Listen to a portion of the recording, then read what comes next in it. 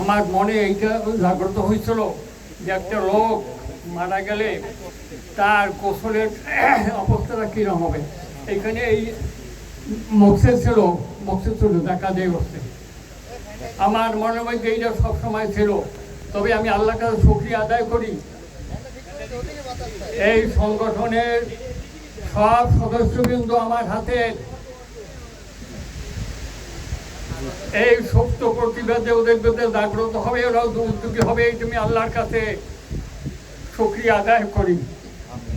কারণ এই শেষ ঠিকানা মৃত্যু, মৃত্যুর পরে একটা মাইয়েতের দরকার কি? গোসল, কাফন, সাহিত্য। তাই এইটা এখন বর্তমান যুগে সবাই পারক, অপারক কেউ নাই। কিন্তু এইটা জামিয়াতে ওলামাতে আমার বাপসারা খুঁজে গেছে মুরব্বিদিন নিয়া, তাদের প্রথম ছিল এইটা যে মাইয়েতের, এখন তো সবাই পারক সচ্ছল, তখন ছিল অসচ্ছল। এই জামিয়াতে ওলামার পর্দা নিয়েছিল যে মাইয়েতের কাফন, গোসল এইটা সাহিত্য করে, তারপরে ওই মাইয়েতের জন্যে দোয়া মাগফিরাত করা। আর এই যে শেষ ঠিকানার প্রথম হয়েছে মাইয়েতের গোসল, দাফন, কামন। এইটা অনেকে পারক, অনেকে অপারক, সচ্ছল অসচ্ছল বসেন।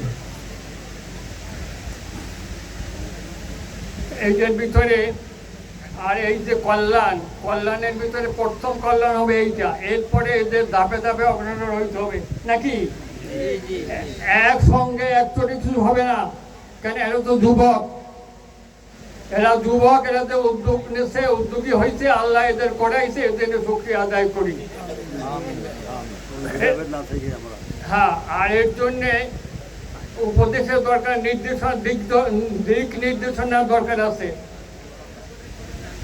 এর জন্য প্রথমে দিক নির্দেশনার দরকার আছে। এরা যুবক, আর অন্যায়ের ঊর্ধ্বে কোনো মানুষ নাই, ভুলের ঊর্ধ্বে কোনো মানুষ আছে কি? ভুল মানুষের স্বাভাবিক সহজাত প্রকৃতি।